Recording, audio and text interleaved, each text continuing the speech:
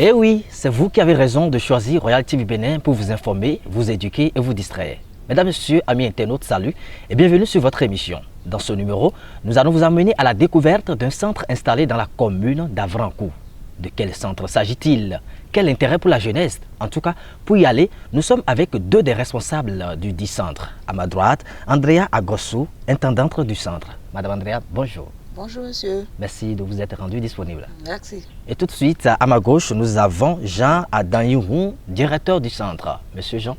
Bonjour mon frère. Comment vous allez? Ça va? La famille en forme? Ça va Merci très de bien. votre disponibilité. Ok, merci également. Alors, la jeunesse est curieuse de savoir quel centre c'est. Nous sommes dans quel centre? Oui, c'est le centre Yété. Yété. Yété, à l'ombre. À l'ombre. Oui. Quand on dit le centre Yété, qu'est-ce que c'est? Dites-moi. Merci. Le centre Yétin, comme on vient de dire le directeur du centre, Yétin d'abord veut dire à l'abri. À la En base. langue goun, Mhm. à l'abri, à l'ombre. D'accord.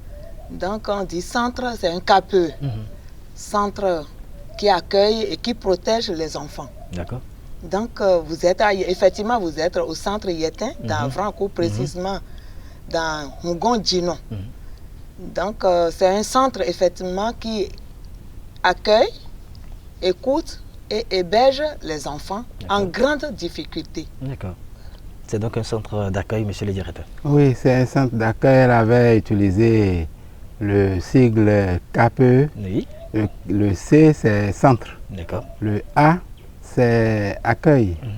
Et le P, c'est protection. D'accord. Le E, c'est enfant. Mais dites-nous, d'où est partie l'idée de création de ce centre? Oui, vous avez raison de poser cette question. Le centre, c'est un bébé d'une association. L'association dénommée Le Regard du Cœur. Le regard du corps. Le Regard du Cœur. D'accord. L'association Regard du Cœur a été créée par nous les deux dans la zone d'Adjara, précisément dans Médé-Djonou. Médé-Djonou. Médé-Djonou, Oui. dans Adjara, D'accord. et là où se trouve le siège de l'association. Là, vous parlez de l'association Regard du Cœur. Regard du Cœur. D'accord. L'association Regard du Cœur, son siège est précisément dans Adjara, Ok. à Médé-Djonou. Donc, c'est le bébé de l'association qui est Yétin. L'association Regard du Cœur est là pour accueillir, D'accord. écouter, D'accord. protéger les enfants en grande difficulté. Donc, c'est de là que le centre Yétin a été créé, Ok. tout juste pour continuer dans cet élan de protection des enfants. Alors, monsieur le directeur, à en tenir compte, est-ce que c'est suffisant de créer le centre Yétin si déjà le regard du cœur fait déjà nombre de ce que vous faites ici? Oui, le regard du cœur, c'est la mission du regard du cœur, c'est de s'occuper des enfants en difficulté, quelle qu'en soit la raison. D'accord. Quelle qu'en soit la raison. Donc, ici, le centre Yétin, il faut un cadre pour pouvoir abriter ces enfants que nous dénommons enfants en situation de vulnérabilité. Et la vulnérabilité, vous savez, il y a des enfants qui sont orphelins, D'accord. des enfants qui sont abandonnés par les parents. Absolument. Et il y a des enfants qui ont été victimes de trafic économique. Et quand on les envoie parfois au Nigeria, du retour, on les recueille. Le centre les prend par le biais de l'assistance sociale de la zone pour apaiser ces détresses avant de le réintégrer en D'accord. famille. D'accord. Voilà, Alors, donc, vous allez nous dire, c'est quoi donc le rapport entre Yétin et les attributs de votre centre, madame l'intendante? Yétin, comme je l'avais dit, Oui, vous avez parlé de l'ombre, à l'abri. à l'abri. D'accord. L'enfant, disons, nous sommes dit, l'enfant qui est en difficulté, c'est comme une personne qui marche sous un chaud soleil. D'accord. Chaud soleil. Et il cherche, il a la sueur, il souffre, il cherche quelque part où poser pour prendre un peu de l'air et continuer. Un endroit où il va se reposer. Il va se reposer quelque part, il prend quelques minutes de pause. Super. Et après il continue son chemin parce qu'il sait que s'il fait chaud ou non, il a un long chemin à faire. Donc on prend l'enfant là comme le centre comme un enfant qui a chaud. L'enfant rentre à Yetin, il trouve l'arbre. Sur son chemin, il trouve l'arbre, il trouve l'abri. Il s'arrête, il prend quelques minutes de pause, et il retrouve sa force et il continue son chemin. Voilà. Yetin, le centre Yetin accueille les enfants en difficulté. Ils sont là, ils sont écoutés. Ils ont la possibilité d'y rester pendant 3 ans. Ils grandissent, ils prennent un peu de tonus, un peu d'intelligence, un peu de savoir-faire et ils continuent leur chemin. Yetin n'est pas là pour couper court à sa douleur totalement, mais il reste là pour grandir. Pour être un peu plus fort, pour continuer son chemin. Yetin donc est considéré comme un centre de refuge à ses enfants. De refuge à ses enfants, de prendre un peu de force, de refuge, d'accueil. Peut-être c'est un enfant qui est orphelin, disons, qui est orphelin, mais il rentre à Yetin, il trouve papa, il trouve maman, il trouve grand frère, il trouve grande soeur. D'accord. Elle a donc dit les enfants sont à l'abri ici, le centre Yetin et vos attributs. Oui, notre attribut, la mission première, c'est de protéger les enfants. Et la protection chez nous, c'est considéré comme il faut avoir un cadre, comme abri, comme Yetin, comme on le dit chez nous, à l'ombre. Le centre est un abri qui sert à protéger de par la mission de l'association. Donc la protection toujours. Donc ici pour mettre en expérience, on a imagé la protection. Yetin qui est un abri qui sert de protéger quelqu'un qui est en détresse. Et c'est pourquoi on a voulu mettre Yetin. Et pour imager. On peut dire que le nom est bien choisi. Hein? Oui, c'est à l'image de ce que nous vivons. Absolument. Vous allez nous dire les bouts de chou, il y en a combien sous votre regard, que ce soit paternel ou maternel? Bon, disons depuis présentement, nous avons 55 scolarisés et non scolarisés. Scolarisés et non scolarisés. Et non scolarisés. Expliquez-nous. Bon, et un peu quand l'enfant qui arrive ici à l'âge d'être scolarisé, automatiquement, il est scolarisé. On l'envoie à l'école. Mais l'enfant qui a déjà 16 ans, 14 ans, avant d'arriver, il reste à la maison. On lui donne la chance d'être au contact du français élémentaire pour qu'il puisse aller apprendre un métier. Donc, il a des enfants qui vont dans les métiers, il a des enfants qui vont à l'école. Et c'est comme ça. Donc, nous avons, en apprentissage, nous avons des couturières, nous avons des menuisiers, des soudeurs, des mécaniques auto, moto, et un peu de tout comme ça. Mais, monsieur le directeur, comment vous arrivez à suivre la formation de ces enfants? Oui, il y a pour le suivi de la formation des enfants, nous avons des référents dans chaque domaine, dans chaque secteur. Et nous avons aussi des amis à qui, des chefs d'atelier, à qui nous les positionnons. Des amis de confiance. De confiance. Donc, c'est eux qui s'en occupent. Et par moi, nous avons la lourde responsabilité de sillonner ceux qui sont auprès d'autres chefs d'atelier. Et ceux qui sont ici, ils suivent la formation agroalimentaire, puis toutes les transformations que nous faisons ici, huile de palme, tout ça là, ça se fait dedans, ils apprennent également. Donc, dites-nous comment vous arrivez à les occuper, surtout quand il n'y a pas classe, et puis quelles sont les activités de la maison et autres.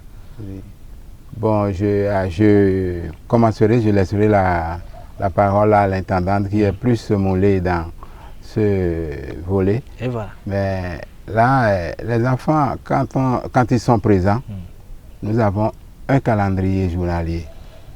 Depuis 5h30, ils sont sur pied, qui est école ou non. 5h30. 5h30 le matin chaque fois. Donc, ils ont leur ménage à faire à l'intérieur, puisque nous sommes installés sur un domaine vaste de 3 hectares, vous voyez. 3 hectares. 3 hectares, entièrement clôturés. Et pour donner un cadre plus agréable, il faut quand même assurer la propriété. C'est vrai. Et nous n'allons pas faire venir des gens de l'extérieur pour faire de la formation, la propriété aussi, puisque l'hygiène physique, ça s'apprend. C'est vrai. Et il y a des gens qui sont bien habillés dehors, Mais quand vous allez chez eux, ils ne sont pas bien lotis. Ils ne sont pas très propres. Donc, ils ont d'abord cette formation initiale. Et rigoureusement, les tatas et les tontons les suivent chaque matin sous le guide de l'intendante et ils le font. Et d'autres qui sont chargés de leur logistique, déjà à 5h30, 6h, ils sont au repas. Et ils préparent le repas. Et l'enfant doit assurer son petit déjeuner avant d'aller à l'école ou non, s'il a autre chose à faire. Et après ça, il y a les animaux. Nous élevons des animaux dedans. Ils passent, après le nettoyage, ils vont aux animaux. Après l'élevage, ils vont, s'il y a d'activités à faire au jardin, ils y vont parce que chacun a son tour à faire et son coup de main à donner à chaque activité. Donc c'est progressivement comme ça qu'on les occupe jusqu'à l'heure où ils doivent aller à l'école ou soit être à la maison. Donc je vais laisser la parole à Vous avez peut-être tout expliqué, mais Madame l'intendante, la question vous est revenue. Bon, il a pris ça dans sa globalité. Effectivement, nous nous réveillons. Nous réveillons. Le directeur se réveille après parce que l'âge est un peu avancé, mais en tant que mère et les enfants, nous nous réveillons à 5h30. On se réveille à 5h30, mais on est là, on prend 30 minutes pour se balader, pour faire pipi, pour se brosser les dents. Celui qui veut faire sa prière, c'est ça, pendant 30 minutes. Super. Donc on se met à l'œuvre à partir de 6h. À 6h, chaque enfant connaît sa zone de travail. Ceux qui sont à l'élevage, celle qui est à la cuisine, celui qui est au jardin, au balayage, chacun, celui qui doit balayer le secrétariat, chacun connaît son rôle dans cette maison. Et on s'y met, c'est 1 heure de temps, de 6h à 7h. Parce que dans cette zone, à la cuisine, à l'élevage, au jardin, il avait des référents, il avait des tontons, des tatas qui s'en occupaient. Donc, ils vont là-bas tout juste pour voir comment tonton fait, comment tata fait, comment le jardinier fait. C'est quand même pour se former aussi. Ici, c'est aussi un centre d'éducation. Voilà, pour se former. Parce que l'enfant qui rentre ici doit sortir obligatoirement avec un petit savoir-faire. Absolument. Absolument. Donc, moi-même, je reste avec eux pour qu'ils ne se découragent pas. Je suis sur pied 1 heure de temps. Mais ceux qui ont cours à 7h, eux, ils finissent à 6h30. À 6h30, ils vont sous la douche, et 10 minutes rapidement, le repas. La première semaine d'entrée d'un enfant est un peu difficile pour l'enfant parce que peut-être il n'avait pas l'habitude de prendre son petit déjeuner à 7h, bien à 6h30, mais on fait quelque chose du chaud et il prend. Parce qu'on n'aime pas donner l'argent de petit déjeuner aux enfants. Qu'est-ce qu'ils vont manger à l'école pour ne pas nous ramener une maladie? Mais nous mangeons à la maison. Déjà, à 7h30, tout le monde est OK, kaki, sac au dos, école. Tout est fait prêt. Tout est fait prêt. Et l'éducateur les accompagne jusqu'au portail et ils vont à l'école. Les collégiens et les primaires. Et ce sont les grands frères du collège qui accompagnent les petits frères. Et parce que c'est sur la même ligne qu'ils vont à l'école. Donc, si bien que ça va. Ça semble à un jeu de famille et nous vivons bien. Solidarité, bon, c'est pas que je balaie des hectares, non. On balaie rapidement, aisément. Là, c'est très bien. Vous étiez en train de parler du nombre d'enfants que vous avez sur votre regard, d'accord? Vous allez nous dire pourquoi vous êtes limité à ce nombre. Oui, la maison a la capacité d'abriter 60 enfants. Pourquoi? 30 filles, 30 garçons. Sur 3 hectares? Oui, les 3 hectares ne sont pas pour faire circuler les enfants. D'accord. Parce qu'on a divisé ça en deux. Il y a une partie pour les AGR, les activités génératrices de revenus. Les activités génératrices de revenus. Les palmiers, le jardin, la porcherie, en tout cas le levage. Tout ça sur les 3 hectares. Waouh. Il a tout ça là-dessus. Et tout ça, ce sont les enfants qui s'en occupent, hein? Non, les enfants aident les référents. Ah, d'accord. Parce qu'il a un animalier, il a un jardinier, il a tata cuisine, il a des éducateurs et un assistant social.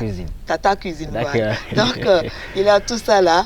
Donc, les enfants sont à côté tout juste pour apprendre. On avait, dans notre vision du départ, c'est de prendre 60 enfants, 30 filles, 30 garçons. Super. Tout au début, on avait dépassé ce nombre. On allait à 65 55, 60. Mais depuis 2 ans, Qu'est-ce qui a changé? les normes de chez nous, les normes qui régissent les KPE, nous disent que non, nous avons droit à 25 ou 30 au plus. Moi, je leur trouve raison parce que ils veulent de nous un travail bien fait. D'accord. Ils veulent de nous un travail bien fait. Gérer 60 enfants aussi, c'est pas facile. Surtout si tu n'as pas la main. On n'ira pas sur ce front pour le moment. D'accord. Nous allons demander sur quelle base vous choisissez ces enfants. Parce que si vous en recevez 50, d'accord, il n'y a pas 50 qui viennent demander de rester ici. Comment est-ce que vous faites? Oui, et notre mission, d'abord, de la création de 2009 à maintenant, nous avons déjà enregistré 268 enfants. Waouh, c'est pas petit ça. Dont 103 filles. Donc, on les reçoit à partir des centres de promotion sociale. Parce que c'est par ce seul biais que nous avons autorisation de recevoir des enfants. Puisque c'est un service étatique. Et si un enfant a des détresses, si ils ont des problèmes, ils passent par la brigade les conduit au centre social et le centre social les conduit dans les structures. C'est tout un circuit. C'est un circuit. Donc vous n'avez pas droit, même si les enfants viennent directement à nous, nous les envoyons vers le centre social pour faire l'étude, pour faire le rapport social, l'enquête sociale. Si tout ça là se révèle vrai, nous prenons nos responsabilités pour l'héberger. D'accord, merci. Alors vous allez nous parler déjà des cas sociaux que vous avez déjà gérés depuis l'existence du centre Yetin. Voilà, je retourne un peu en arrière, c'est pour vous te dire que nous avons 2 zones de travail. Et on a les externes et les internes. Super. Les externes sont dans Djara, près de 80-85 enfants. Sont dans Djara. Globalisés dans Djara, que nous supportons en fourniture scolaire, en conseil, et les mamans qui sont des mamans tutrices, des veuves, que nous donnons de conseils. Bon, et ici, l'interne, nous parlons d'interne ici. Mais maintenant, tu me demandais les cas sociaux. Mais avant, vous allez me dire pourquoi on parle d'interne et externe. Pourquoi vous ne pouvez pas regrouper tout le monde ici sur 3 états? On va en venir. Oui, pourquoi on ne peut pas regrouper tout? Parce que l'enfant est accepté dans une structure dans l'intérêt supérieur, dans son intérêt supérieur. Alors, tous les enfants n'ont pas les mêmes vulnérabilités.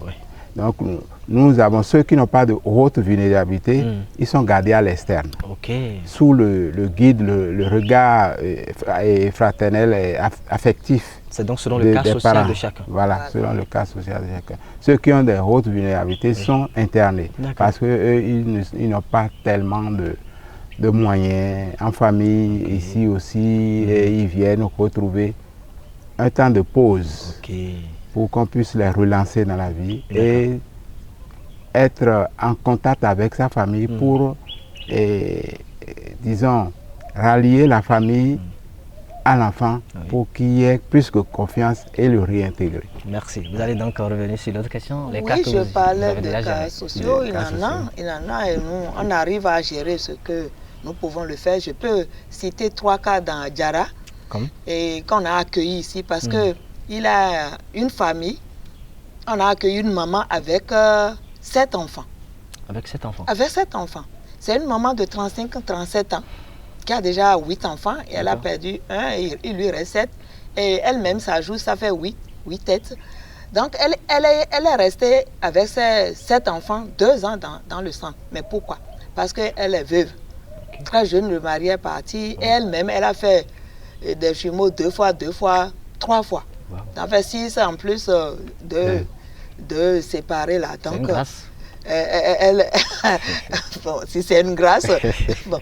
Mais elle est restée parce que le mari qu'il a laissé avec les 8 enfants et la famille de l'homme voulait qu'elle puisse rejoindre le petit frère de son mari, ce qui n'est pas de son goût. Elle ne veut pas avec 7 enfants.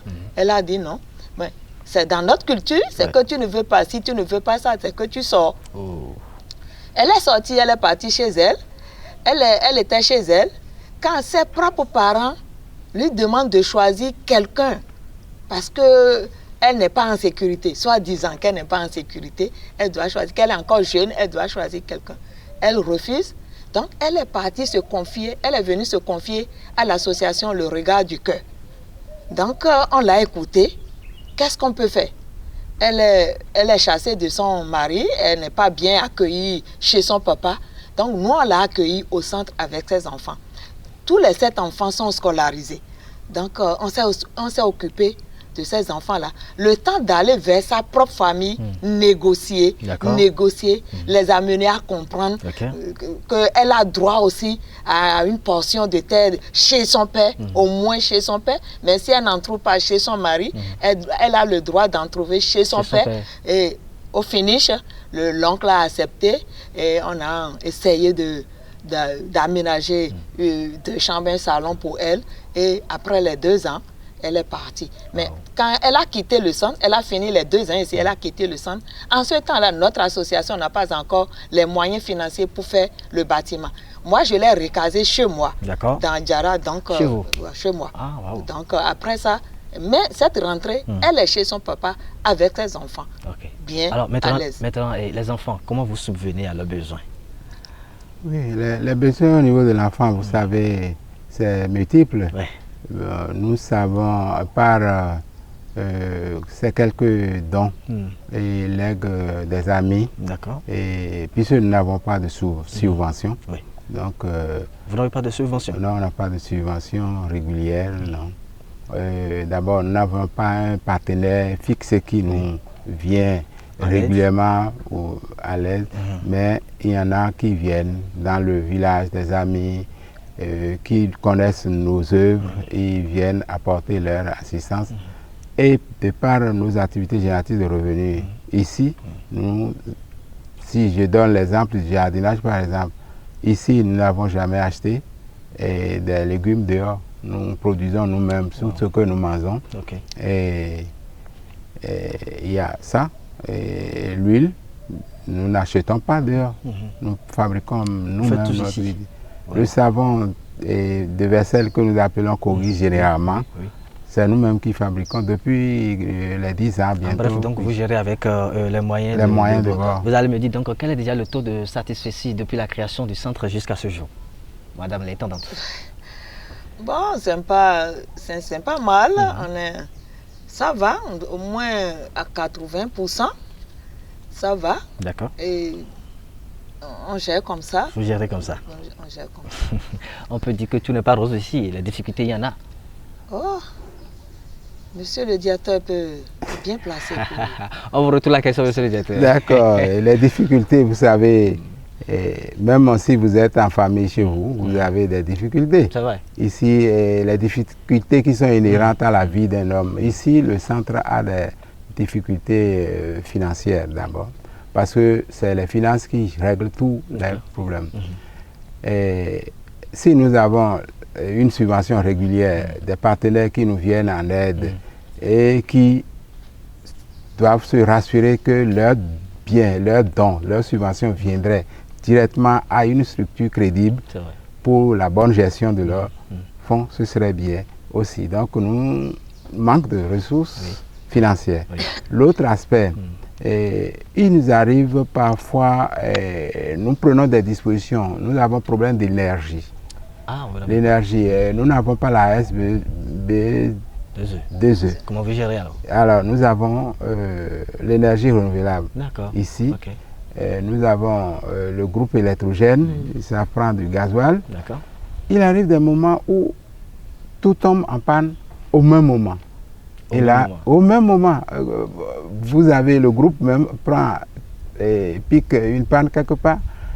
Et les panneaux solaires, la batterie se vide, il n'y a pas de soleil et on est obligé de gérer cette nuit-là à courir à gauche et à droite. C'est sûr qu'après cette émission, vous aurez solution.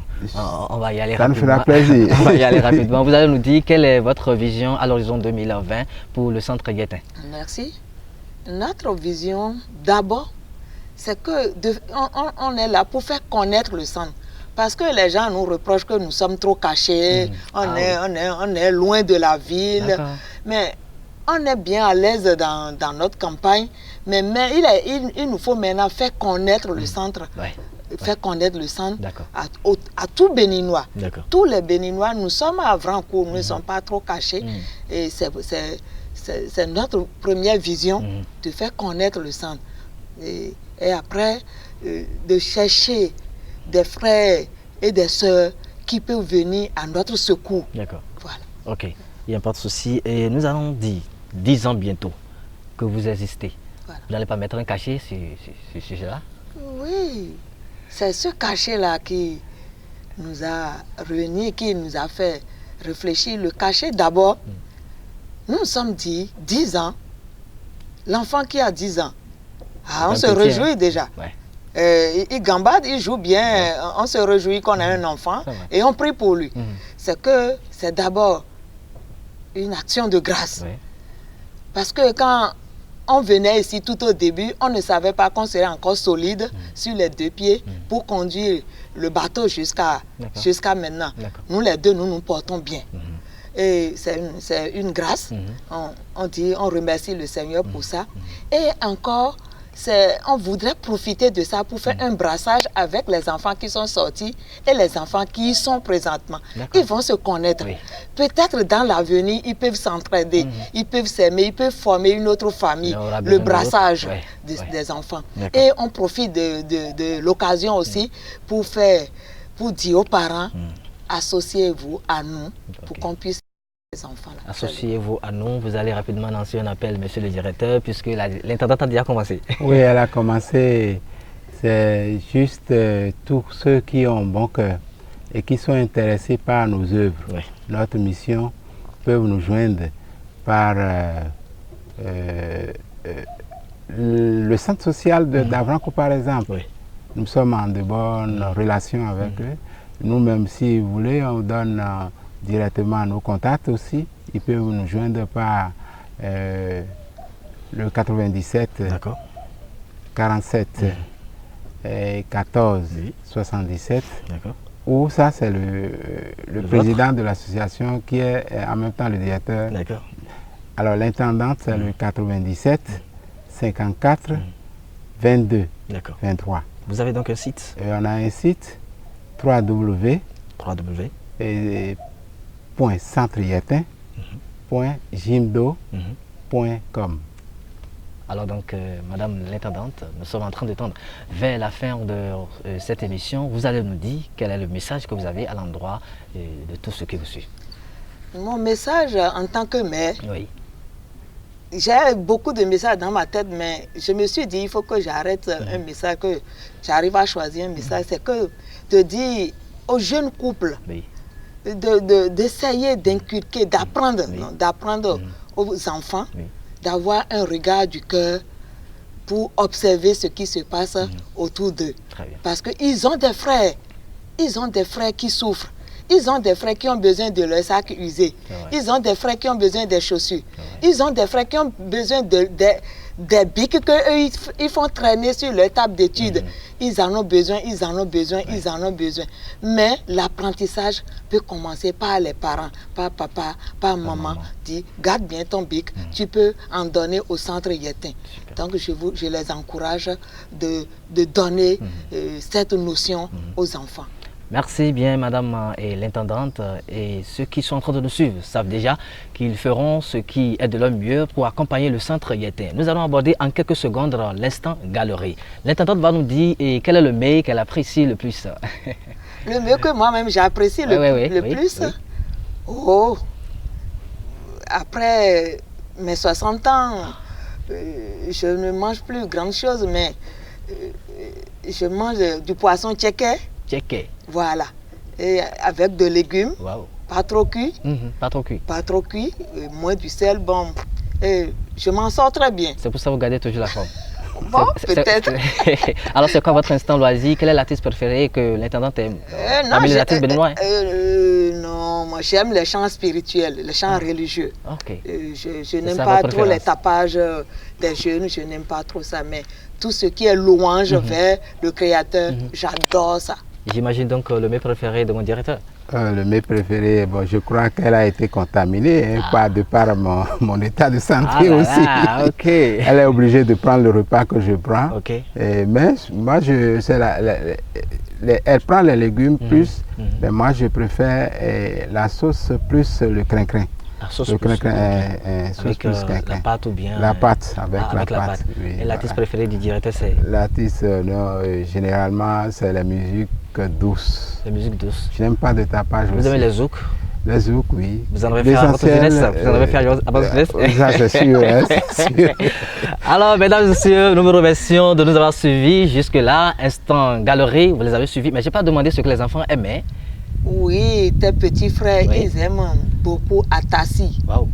Si c'est Atassi, ils adorent ça. Atassi. Et la viande du porc. Wow, donc de vous temps les avez en déjà prêté ça, hein? Parce que bientôt. Oui, Ça, c'est oui. sûr. Il aura quand même. Alors, instant loisir, qu'est-ce qu'ils aiment aussi, hein? Ils aiment jouer au foot. Surtout Au foot. les garçons, ils sont fous de la balle. Ils jouent au foot. Et vraiment, les filles aussi, les jeux internes, comme Buntu, comme les cordes à sauter. Oui. Mais comme ils ont de l'espace, ils s'y plaisent bien à courir entre les palmiers. Waouh! Là, c'est très bien. Et voilà, fin de ce numéro de votre émission La Tribu des Jeunes que nous remercions d'avoir suivi. Merci aussi de vous abonner, de partager aussi. Cliquez sur la cloche de notification pour recevoir instantanément nos différentes mises en ligne. Je remercie l'intendante pour sa disponibilité. Merci, monsieur. Merci au directeur aussi pour la disponibilité. Merci, monsieur le journaliste. D'ici à là, pour le prochain numéro, portez-vous bien. Au revoir. Au revoir.